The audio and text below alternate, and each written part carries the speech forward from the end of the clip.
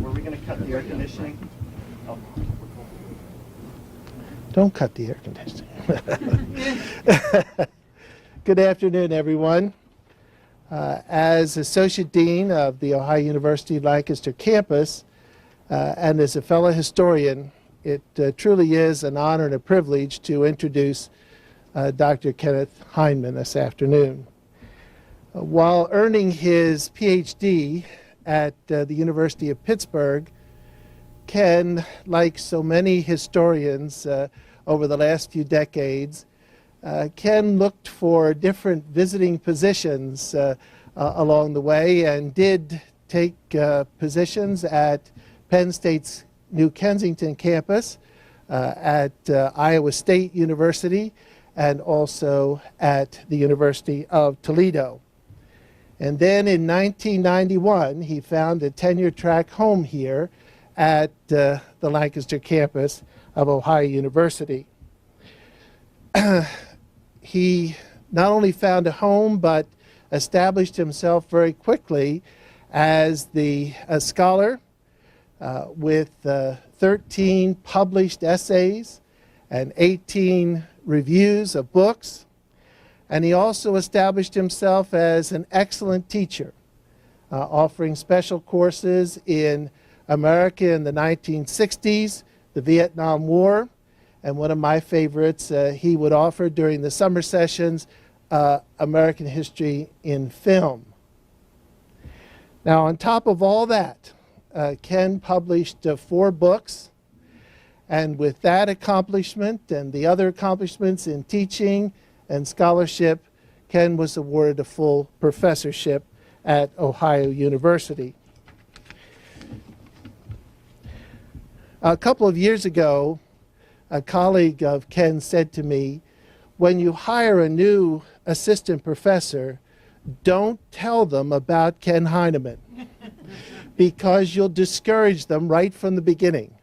But I have mentioned Ken as an excellent model and person to whom they should continuously look up to. Ohio University, as most of you know, has a contemporary history institute, and Ken, with his 4 books and all of his scholarly accomplishments, is an excellent representative of that department. His first book, Campus Wars, the Peace Movement at American State Universities During the Vietnam Era, published by New York University Press, was chosen by the New York Times as a notable paperback. Now, Ken and I, over the years, have mined the rich veins of Pennsylvania history, but of course, Ken, with his excellent record, Ken's third book, which was A Catholic New Deal, Religion and Reform in Depression Pittsburgh, that was published by Penn State Press. That book earned Ken the Philip S. Klein Award for the best book of the year by the Pennsylvania Historical Association. So I can't top Ken. I can tell you that this achievement, the Philip S. Klein Award, that achievement puts Ken in league with some of the finest historians in America. Today, Ken will talk about and lecture to us on his 4th book, Put Your Bodies Upon the Wheels, Student Revolt in the 1960s. Now, after his remarks, he will more than be willing to answer questions, particularly from the students that are with us today, and we're very pleased to see them. And I think you have to make sure that you get to the microphone so that your questions could be heard. And finally, a commercial. Ken's book is on sale, and we're doing this so that he can provide something for Teresa and the girls. It's a privilege now to introduce Ken Heineman. Ken? Thank you very much.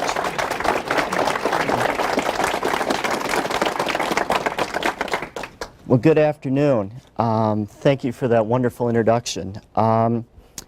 On these occasions, it's usually considered appropriate to lead off with a personal 1960s story, which is a little bit difficult in my case since I was born in 1962. Therefore, my 60s story actually took place in 1984 as a senior at Michigan State University. My roommate Wes and I had set up a landscaping business, and we came across a client, a little old gentleman named Ralph. And Ralph wanted us to work on the big house. So Ralph would ride around the property on a motorized lawnmower, have a cigar clamped between his teeth, and say, "Ah, I've got to move those railroad ties over there." And it's like, and of course, Wes and I, in the prime of life at 22, both of us together, groaning and straining to lift these ties up, just one tie. Like, "Gee, Ralph, how'd you get these down here?" "Oh, I just threw them over my shoulders, two at a time. Just plotting down." It's like, God, you know, my friend Wes was saying, "Dad, this guy was a gorilla." Well, I've been noticing his the big house and the property, and I noticed that his gardens were landscaped as one would see in Asia. And it turns out that Ralph was Dr. Ralph Turner, director of the School of Police Administration at Michigan State University. Ralph Turner was intimately involved with a project called the Michigan State University Vietnam Project. From 1955 to 1962, Michigan State University created the South Vietnamese government. The Department of Political Science wrote the South Vietnamese Constitution. The Department of Economics at Michigan State set up the tax structure, the whole Treasury economic bureaus. And the MSU School of Police Administration created South Vietnam Security Forces, and Dr. Turner, as director of the police apparatus, helped train President Ngo Diem's personal bodyguards. The MSU Vietnam Project was the largest technical assistance program up to that point undertaken by an American university. And indeed, before the project, President Diem had actually been enrolled at Michigan State as a graduate student. Well, I just had to talk to Ralph about this, so he invites us up to the big house, and we go in, and there are knickknacks in that house like you wouldn't believe. Ivory, jade, silks from every place around the planet where Michigan State University trains security forces. I will not go into the politics of some of those countries where he helped train security. Well, he was holding forth, and very entertaining gentleman, and I finally had to ask the question that had been burning on my mind. You know, and 22-year-olds lack a lot of sense, and I'll be the first to admit this. So I had to ask, Dr. Turner, he's Dr. Turner now to me, you know the bodyguards you trained for President Diem, they killed him. My roommate, Wes, my partner Wes, was falling into the floor at that point, and Ralph just gave me a look and said, "Well, you know, those people would do the damnedest things." On the drive home that evening, Wes was unusually quiet until we pulled into the driveway of our house, and he looked at me and said, "Ken," it's like, "Yeah?" "Ralph knows people who can make us disappear." So that is my 1960 story. There are a number of mythologies about the 1960s. I would say mainly because of the power of the images of protest. And indeed, these images of Berkeley 1964 and students marching for free speech, the anti-war protests, are so compelling that in the current round of protests at Berkeley and the University of Michigan, the playbook has already been written right down to a replication of the 1964 march, this exact picture being replicated in the current controversy among those students protesting Israel and current American foreign policy. So we do have a playbook, and much of it is built on the images and indeed what I'd say the mythologies of the 1960s. My question is, when is a picture, or for that matter many pictures, not really worth the proverbial 1,000 words? And allow me to give you two examples from my book, issues which I try to dissect. One is the 1968 Democratic National Convention in Chicago, which of course even at that time riveted viewer attention as Chicago police rumbled with anti-war protesters protesting the nomination of Vice President Hubert Humphrey, compelling images of violence and bloodshed, which largely gave the neglected, always showed the police clubbing the students, but the film at the time from NBC, ABC, CBS seldom ever showed the students, the protesters, actually throwing the rocks or assaulting the police. The media only showed generally the reaction of the police rather than the provocation. And that spin, that take on events, that historical record from that photo documentary was further reinforced by a 1995 PBS documentary, Chicago 1968, where indeed we have a few talking heads from the side of law and order disputing what is being seen, but the film images themselves is one of almost unrelenting, unjustified, and apparently unprovoked violence on the part of the police forces. One of the other things the Chicago 68 documentary really did not show, or rather how they spun, was the role Abbie Hoffman, the leader of Youth International Party, the Yippies, one of the organizers of the Chicago protest. In the documentary, Abbie Hoffman is a kind of happy-go-lucky figure, a figure of fun who wants to drop LSD in the reservoir of Chicago and get everybody high. And indeed, a benign figure and someone who one historian simply called a character. Of course, in the documentary, one never sees Abbie Hoffman denouncing the Chicago police as fascists or being no better than Southern rednecks. One does not see the Chicago police actually rescuing Abbie Hoffman, who was being hunted down by a deranged gunman, and Abbie Hoffman owed his life to the Chicago Police Department, those very people he denounced as Southern rednecks transplanted to the North. The documentary shows Tom Hayden, founder of the Students for Democratic Society, the chief organization of the New Left, SDS, shows him becoming radicalized after one of his allies and co-SDS founders, Rennie Davis, is assaulted by the police. And this simply, as the documentary shows, him being totally radicalized by this event.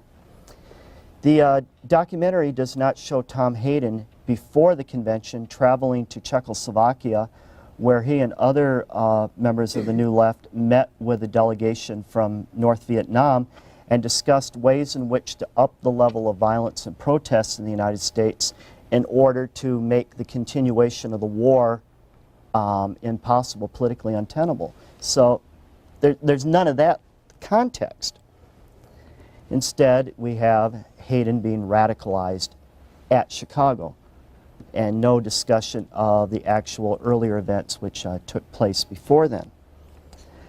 Strangely enough, the documentary does show Mayor Richard J. Daley in a constantly negative light, usually black and white photographs selected, ominous background music, almost a kind of tribute to Darth Vader, is heard. Daley is a bloated party boss, obviously a figure of evil because he mainly only appears in black and white, whereas everyone else is in living color. Another example is the 1986 PBS documentary on the 1960s, which focused on the University of Wisconsin, the war at home. The documentary, well, PBS and the producers of the documentary neglected to point out something.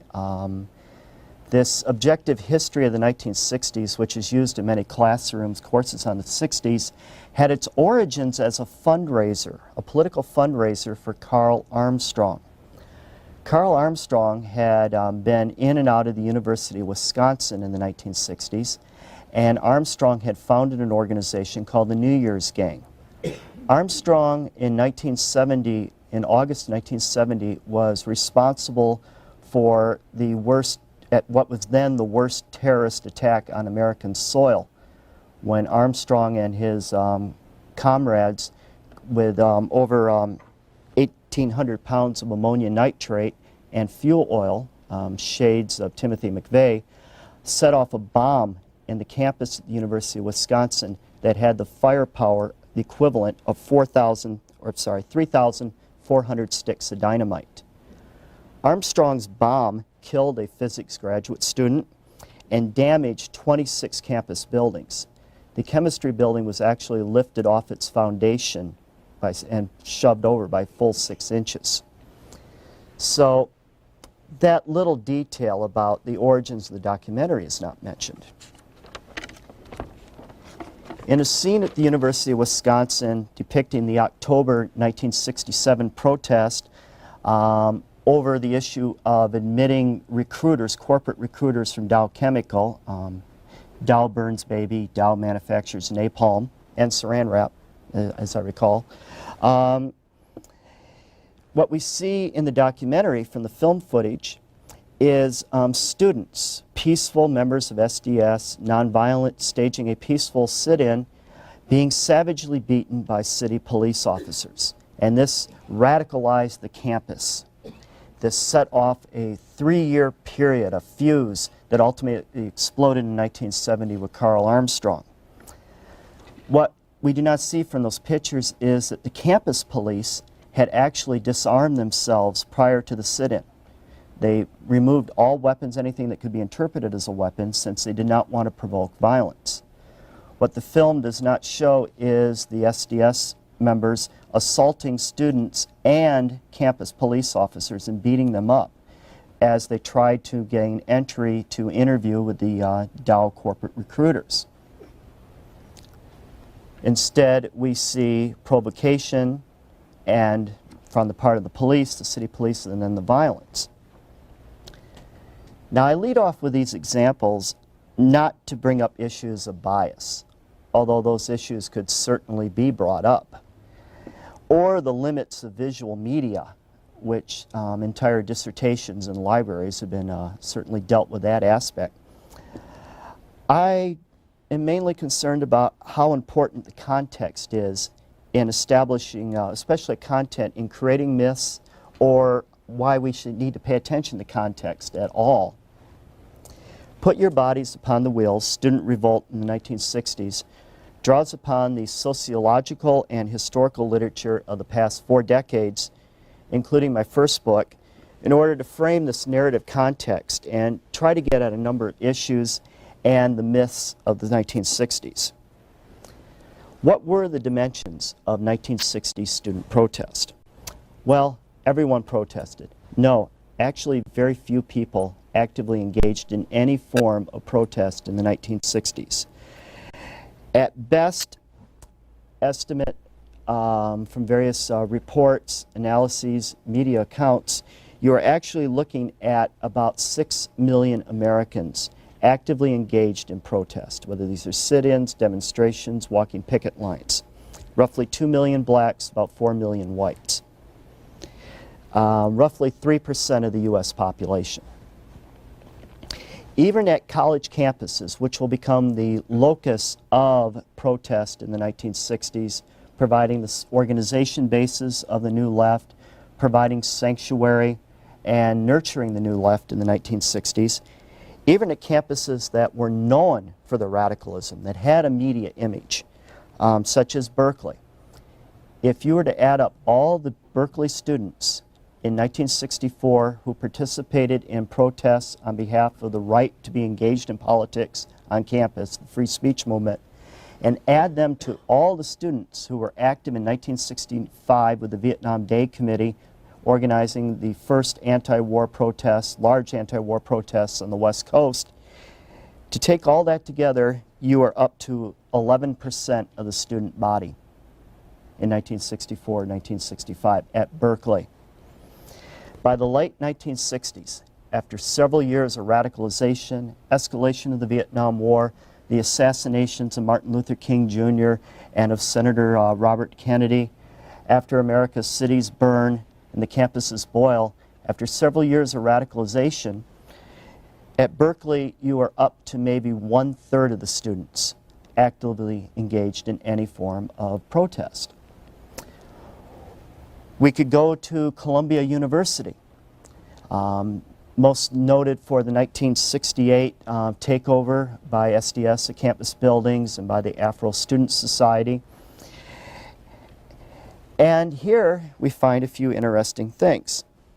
Roughly 500 students actively involved in any type of sit-in or engagement. Most of the other people were not students. They were people from outside the community. I will not use the word outside agitators, since that was the word of the forces of law and order, but suffice it to say, you're really only looking at about 500 who are actually paying tuition. That represented about 1/6 of the undergraduate student body. 2/3 of Columbia University students in 1968 actively opposed the building sit-ins and actually offered to lend assistance to the New York Police Department to clean these students out of the buildings, which would, of course, have created an incredibly bloody riot. The New York police decided that they could be perhaps less brutal than what the students wanted to do. Now, in most academic accounts, these students, these law and order students, are depicted as a minority. They're 2/3, or as a minority of jocks. As a graduate of the Big Ten, I can assure you that Columbia University is not an athletic powerhouse.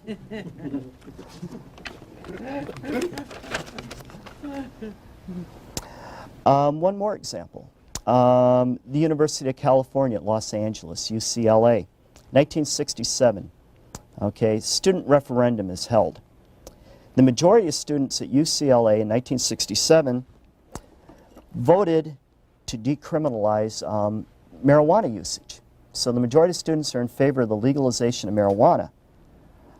Only a minority at UCLA called for the U.S. to withdraw from Vietnam.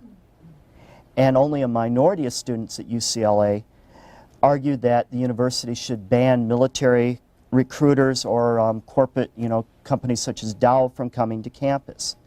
So at UCLA in 1967, most students are in favor of legalizing dope, but Vietnam and corporate recruiting are not really burning issues to them. Who were the protesters? Well, let's begin off the bat with who they are not. They overwhelmingly are not coming from conservative or Republican households. Various studies have estimated that maybe about 5% of those on the New Left came from Republican households. Hillary Rodham was a very rare example of someone who went from an ardent Barry Goldwater supporter in 1964 to being a volunteer lawyer for the Black Panthers in 1970. So utterly atypical.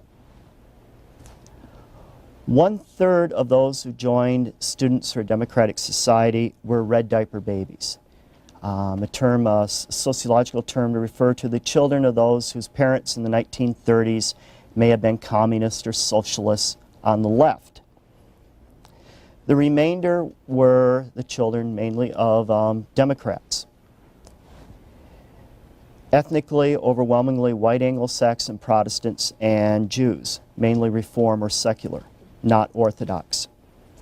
You're looking at a protest cohort that is middle to upper middle class, big city and suburban, and overwhelmingly liberal arts majors.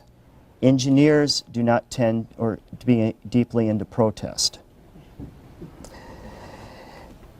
There's a very small blue-collar representation within the ranks of the New Left, within the ranks of the protest movement.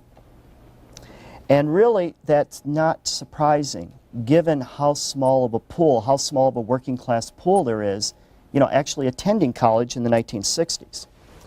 One of the kind of related myths we have in the 1960s is how higher education opened up and more young people went to college and it became more egalitarian, more democratic. Well, yes and no. In 1960, college student enrollment was 3 million. In 1970, 10 million. So certainly you're seeing a 3 times increase in the number of students in college, number of youths in college, but it's mainly a fact that the middle class simply had more children during the early years of what we call the baby boom, especially in the cohort from about 1946 to about 1955. it is to keep in mind a couple of little facts. In the 1960s, only 6% of all Americans ever set foot on a college campus. Going to college is not the norm, it is the exception. Of all college students in the 1960s, just 17% on average come from working class and lower middle class backgrounds.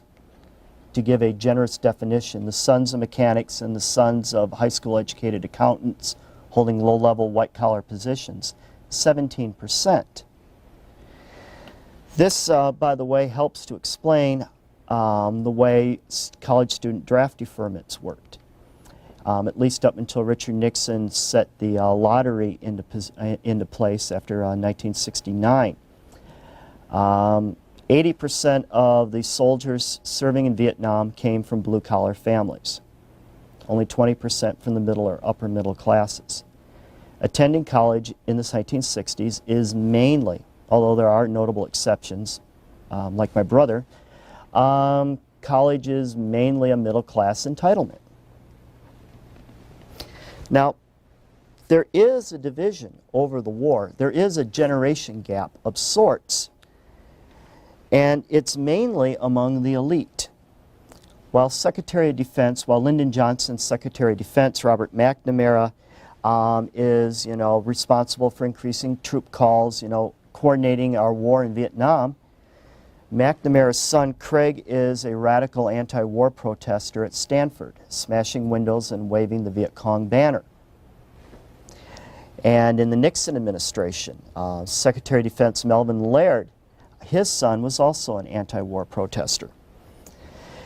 It's going to be very difficult for policymakers, foreign policymakers in the 1960s and early 70s to justify intervention in Indochina when their own children are not going and are protesting the war themselves.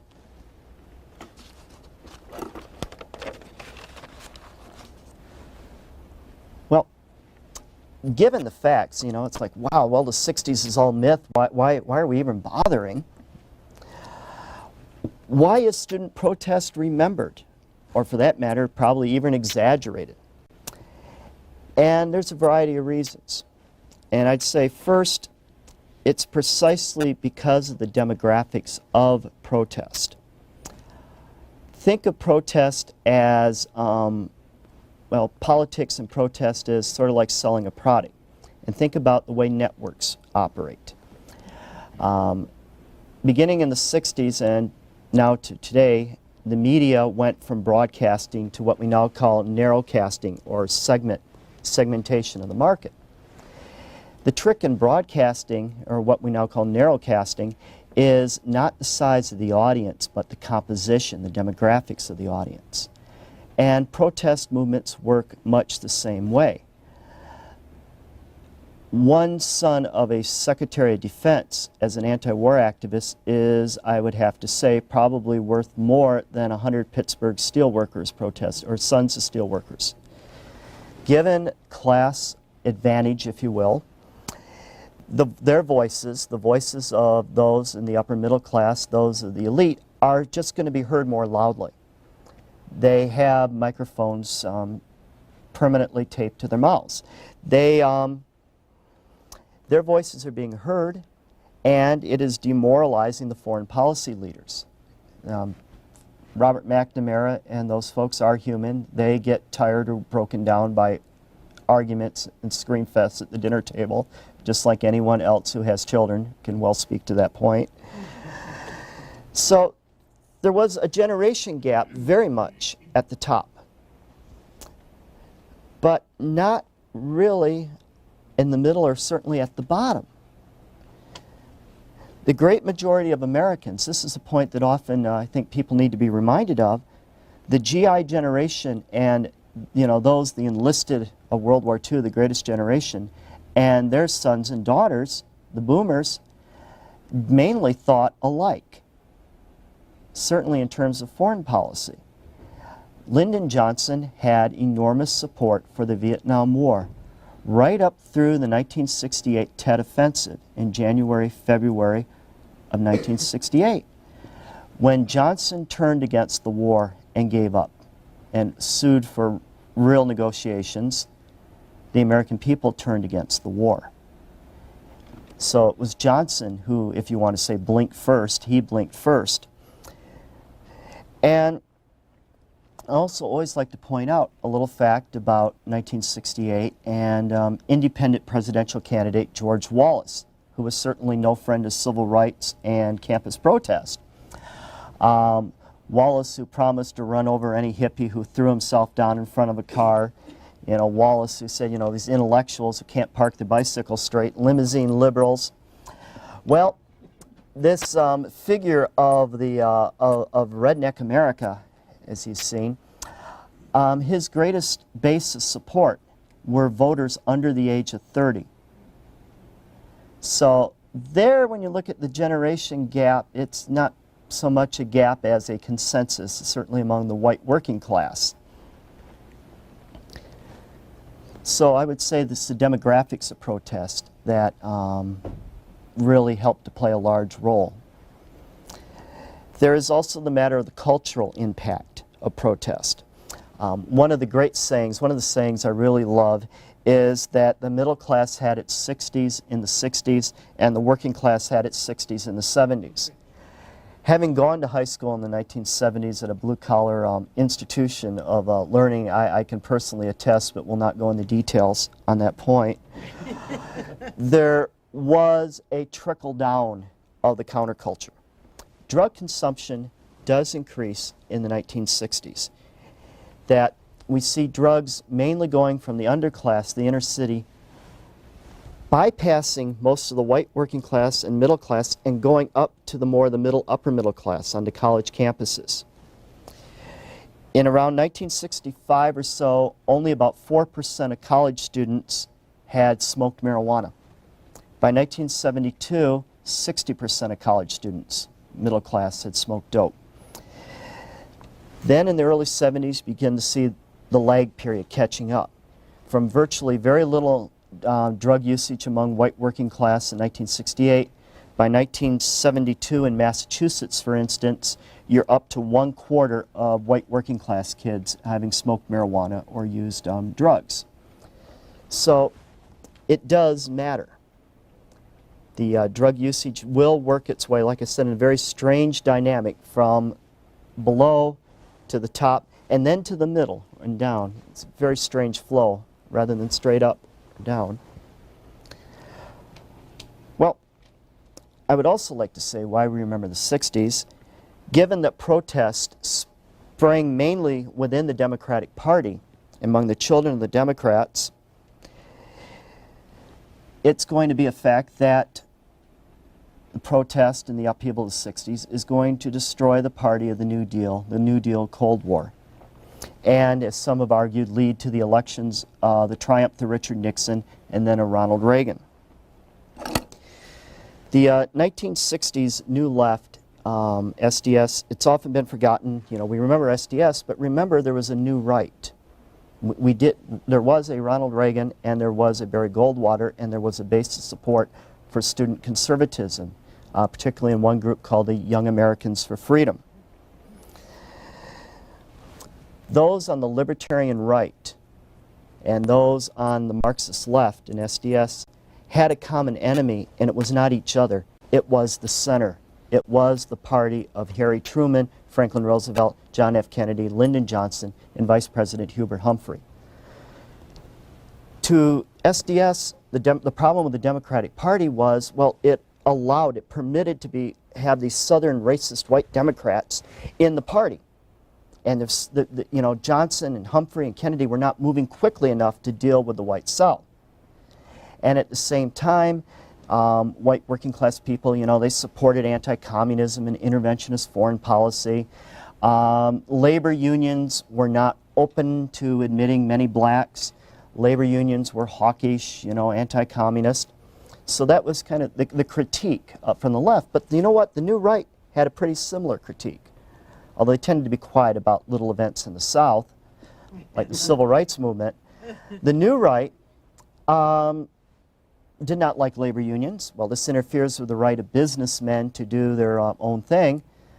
The libertarian right did not believe that government had any business regulating the boardroom or the bedroom.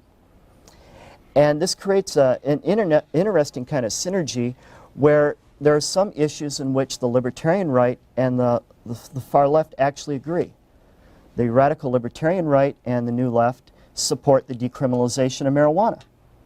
The libertarian right is opposed to the draft and compulsory military service. So is SDS.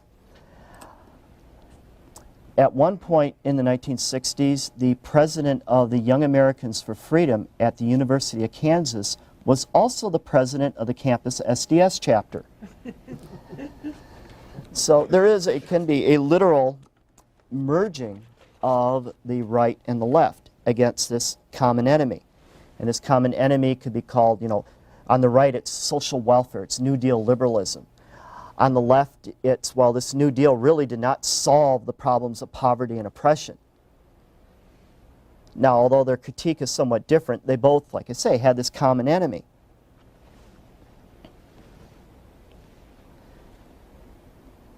Now, what can one conclude from all this? Well, I will not offer so much as conclusion as a couple of observations.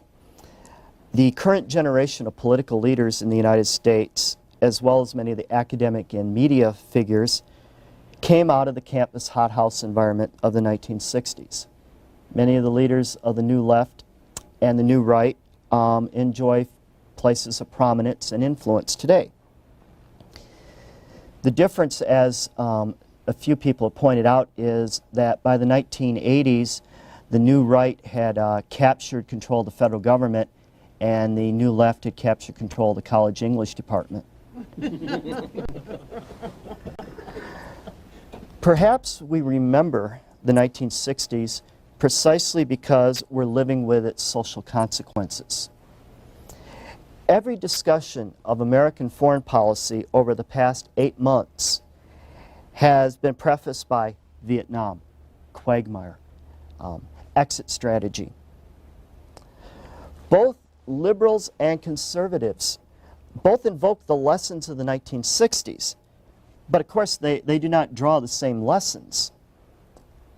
But they still continuously invoke the 1960s as both sides walk on eggshells awaiting the next turn of current events. So we live in a polarized time at this very moment. We live with a sense of mission and really a sense of unease. They do coexist together. But I will conclude happily, I guess, that we do not really repeat the mistakes of the past. We find new ones to make. Thank you, and I'm going to entertain questions, and I've been asked to allow time for the boom mic to come over, so please. Oh, thank you.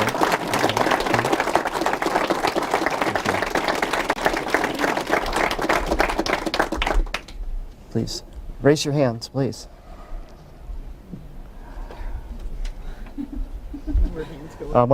Any of the students, I want to give the students the first shot at me. Yeah.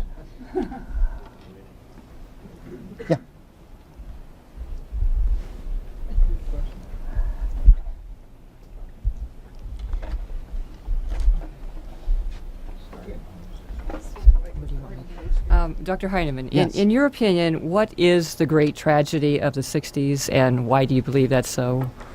Okay, the question was, what is the great tragedy of the 60s? And I will say, in my own belief, it is the destruction of the New Deal Cold War Democratic Party. For all the limitations of Franklin Roosevelt and Harry Truman, the Democratic Party of the New Deal and the Cold War really launched an effort to recognize the rights of working people to join unions, promoted civil rights within the limitations of having to deal with reluctant members of the coalition, particularly the white South. The New Deal offered some sense of an idea of limited responsibility for each other, but also a respect that you simply cannot hand out welfare. You know, welfare, as Roosevelt said, is a narcotic. It saps the human spirit. And then with the Cold War, Truman laid the basis for the containment and for actually the defeat of the Soviet Union, which was finally realized under a Republican administration. And I think that's often forgotten. Even though I was born in 1962, I miss Franklin Roosevelt. And I also say it as an aside, my first political memory was 1968, going to the polls, wearing proudly my Hubert Humphrey button. My dad was a union member, and the union got out the vote in Michigan and carried it through for Humphrey. So to me, that's a great tragedy. Yeah. In your book, you briefly identify that the seed that these revolts grew from was called, I think you call it in loco parentis. And Right. I'm wondering two things. One, if you could amplify that a little bit. And two, are those seeds as prevalent or less prevalent today? Ooh, okay. The question is about in loco parentis, which essentially means that the university functions in place of the parent.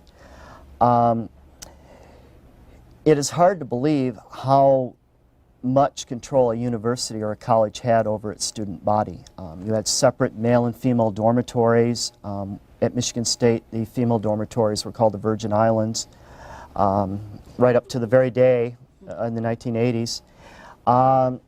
You know, if you were visiting a girlfriend or a boyfriend, you had to have the dormitory room open. You had dorm mothers, you know, keeping law and order in the dormitory, you know, 2 feet on the floor at all times if you're sitting on a bed, curfews, and many universities maintain the right to actually inspect off-campus student housing to make sure, apartments, to make sure that there were not items that did not belong there, like birth control pills. And so there is a revolt. And, you know, it's one of the ironies that if you were 18, you could not vote. You had to wait till 21, but you could be drafted. So you were old enough to fight, but not old enough to vote. And if you went to college, you were, how shall I say, looked after probably a little bit too closely. One of the funniest protests I ever that I read about took place at Michigan State in the mid-'60s when SDS staged a kiss-in, which quickly devolved into something that got way out of hand. One of the protest leaders was banging his head up against the wall, saying, you know, we didn't intend an orgy. You know, it's like, you know, but this is a 1965 orgy, you know, you know, it's called Both Feet Off the Ground. I only know that story because I worked with this gentleman. He's a historian at the University of Pittsburgh now.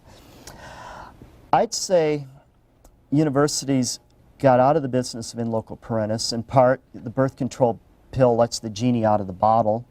That eliminated a lot of nasty consequences of sexual behavior. There's too many students. There's way too many students to try to control by the end of the 1960s. When I entered college in 1980 at Michigan State, all MSU was mainly concerned about was pay your tuition bill. You know, we don't care. You know, pay up your money. If you want to have beer in your dormitories, they just gave up. Now that changed. Just Say No did eventually catch up with Michigan State after I left. I'm not saying there was any cause and effect involved here. I'm just saying that's what happened. Yeah. Yes. Would the social unrest of the 60s been possible without the Vietnam War? Okay, would the social protest have been possible without the Vietnam War? There would have been, and there were actually protests. For example, the Berkeley Free Speech Movement did predate the U.S. military escalation of the war. Whether or not protest over free speech, the right to engage in political protest, would have extended beyond a Berkeley or, you know, have had traction beyond a Michigan and worked its way to a central Michigan, I'm not so sure that it would have had that kind of traction. Protest against in loco parentis, sure. But I think the Vietnam War is very much the rallying cry. It creates an environment of angst, of unease. And once the lottery, the establishment of the lottery and once people knew what their draft number was, and President Nixon was, cutting down on the number of U.S. troops, once Vietnam ceased to be an issue, the protests they largely stopped. Yeah, sorry. Yeah. A bit of testimony from someone who was there at the time. One of the things that you haven't had time to mention for, and obviously you can't cover too much, has been the civil rights movement as a whole. That preceded the war, and that also changed attitudes. One of the factors that occurred, students in the 50s very often didn't know until Brown versus Board of Education and other Supreme Court rulings, that there was segregation, which you learned in high school was a very sanitized and very idealistic view of America. One of the things that happened after that became evident, among lots of people who didn't protest directly, however, was a very different view of American government and American society. It was a highly critical view of American society, simply applying the norms that you learn that were presented as being the America to what you were learning occurred. So, among other things, high school history courses itself provided a basis for criticism. Well, I think in my book I do deal very extensively with the Student Nonviolent Coordinating Committee, which became kind of originally the black and white Southern student wing of the Southern Christian Leadership Conference, and had its roots in a very moralistic, very Christian attitude. And I think that was the great strength of the civil rights movement, was its religious base and the sense of innate justice. I think what happened among many of those on the left in particular was that they simply could not, as I said, abide the idea that we're better than that. Why do we have this Southern white Democrats? Why do we have Southern Democrats in our party? And the answer is so we can win elections. The New Deal coalition was a coalition, a majority made up of minorities, paper thin, and you cannot afford the defection. So how do you deal with the South? And King's solution, or his answer, was, well, we'll redeem the South. We'll just force them to behave badly, to show this, and eventually their conscience will come through. And I think ultimately that happened. There were many Southern white politicians who were redeemed morally, and certainly once blacks got the right to vote with the 1965 Voting Rights Act, lots of Southern politicians were redeemed or kicked out of office. One of the examples I use where there is a real generational gap is Senator A. Willis Robertson of Virginia. Robertson had signed the 1950 Southern Manifesto pledging massive resistance to racial integration. Only 3 U.S. senators refused to sign. Estes Kefauver of Tennessee, Al Gore Sr., and Lyndon Johnson of Texas. Robertson's son, Senator Robertson's son, Pat, had a dramatic religious conversion after Yale Law School. Pat Robertson is a very unusual Pentecostal in terms of his class origins. Pat Robertson had established an early form of the Christian Broadcast Network. He refused in 1966 to campaign for his father. He told his father he had been wrong, he was continuing to be wrong, and it created a tension. So there are, and normally one does not think, well, in that context of Pat Robertson, but there is some redemption and some changing of the guard that does occur.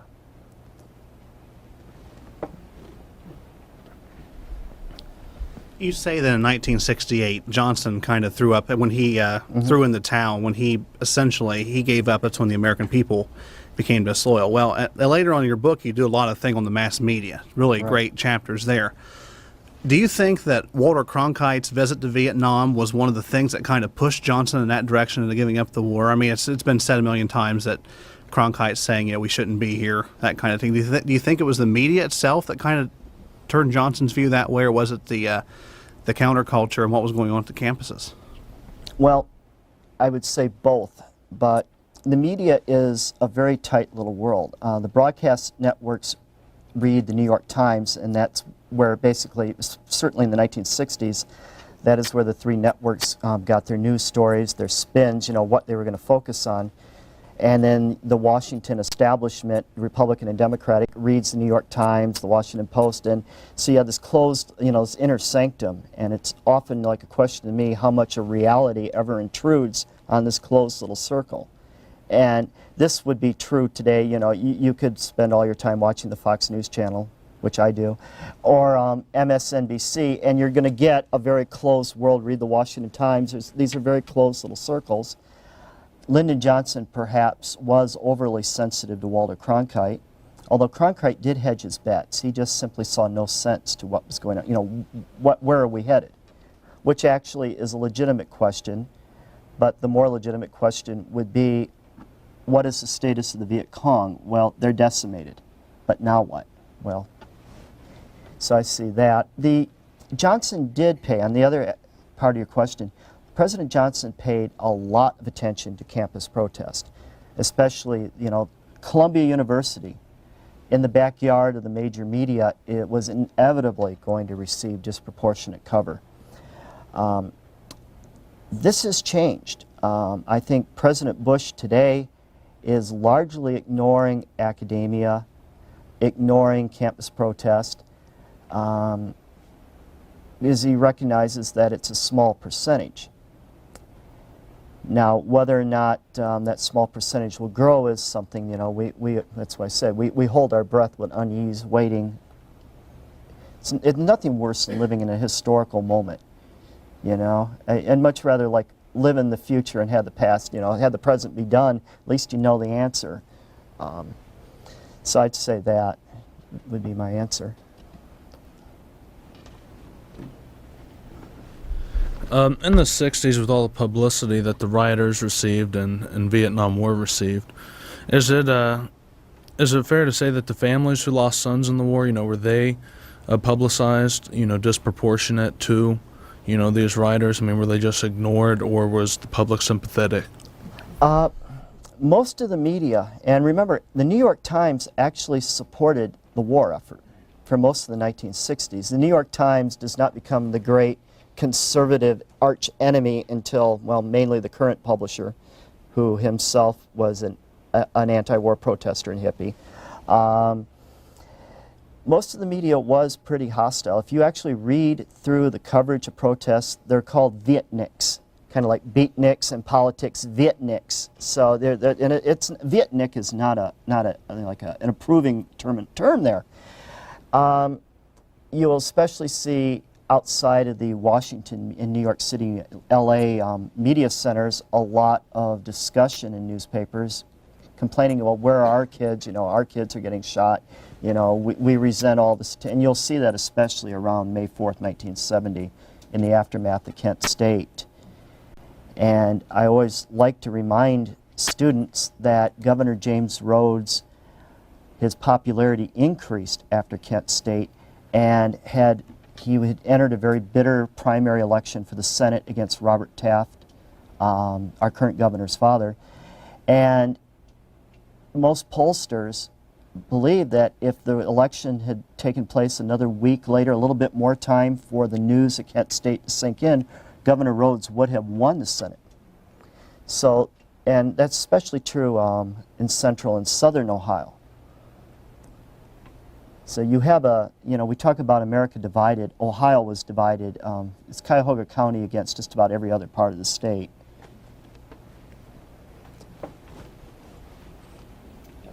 Hi, Ken. Who would you say was controlling the distribution of drugs?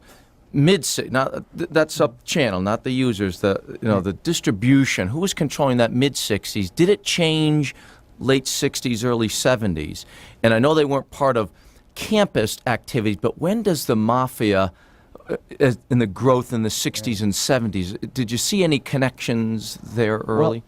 Well, my impression is, and I'm certainly no expert, well, one could argue that heroin was a family arrangement, you know, right out of the Corleones.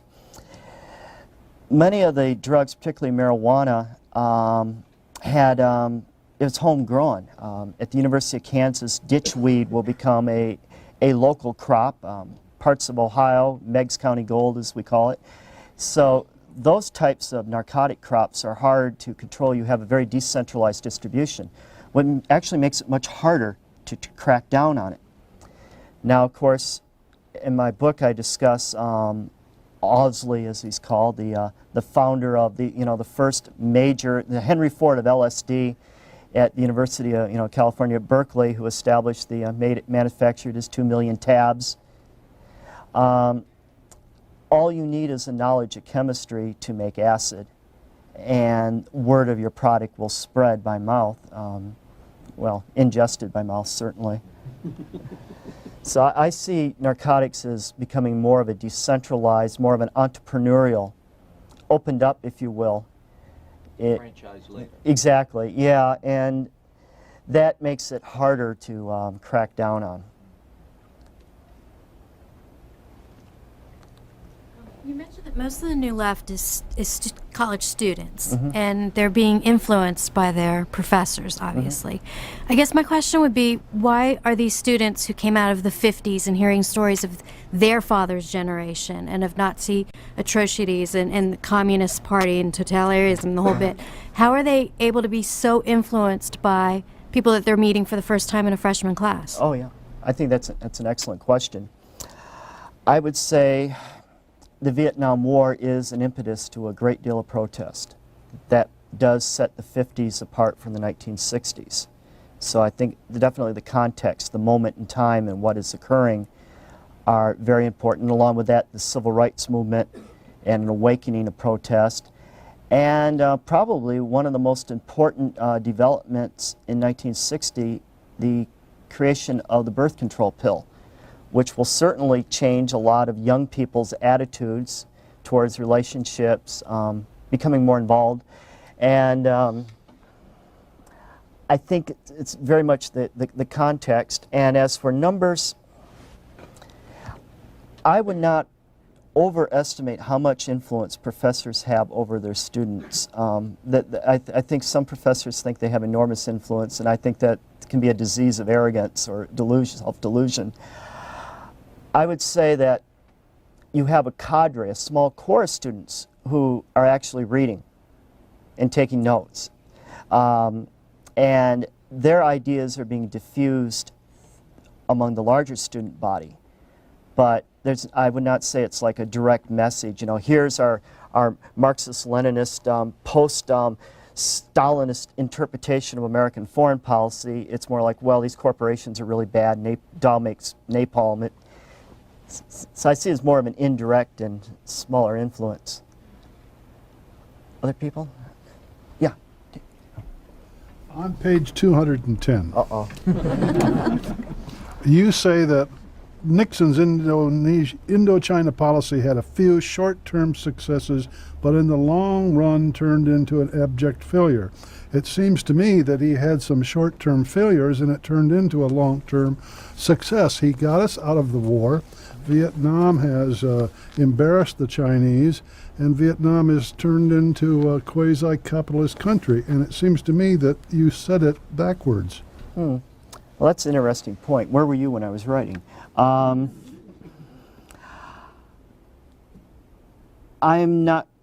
do not see Vietnam as quasi-capitalist or quasi-democratic. They have been hoisted upon their own petard, as they say. If they reform themselves, a lot will have to do with the fact that their granddaddy of, the sugar daddy, Soviet Union has collapsed, and there went a lot of their subsidies.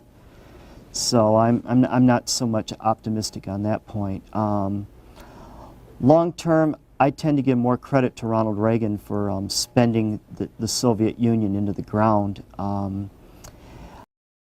Nixon did depended upon him never getting caught with doing little things like wiretapping the Democratic National Headquarters.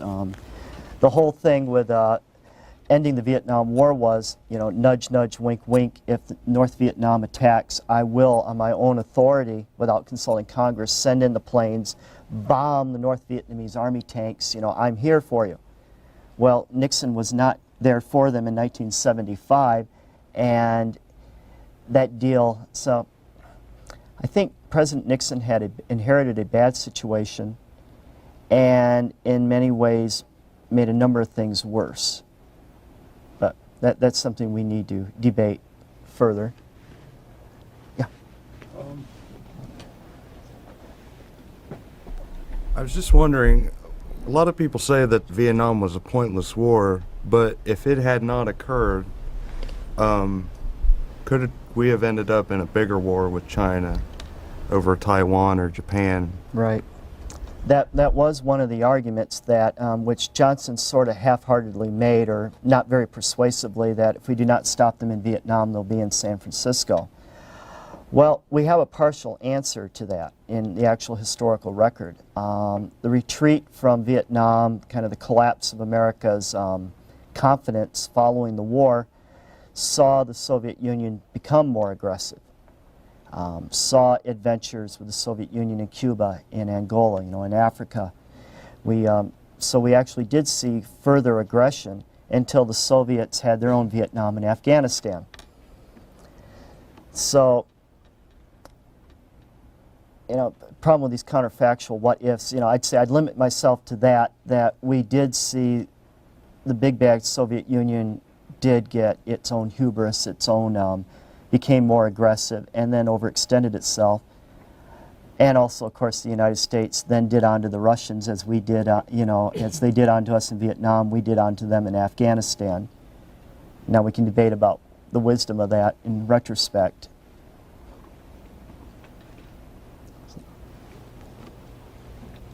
What, in your opinion, was the impact on the generation from Vietnam, the 60s protest, the generation that followed the baby boomers? What impact did that have on them, the greatest? Well, what impact on the baby bust? What happened to that generation who followed the boomers? From what we know about political patterns, the GI generation is something like 70% Democratic. Government is good. There's still a very great confidence in the ability of the federal government to solve any problem.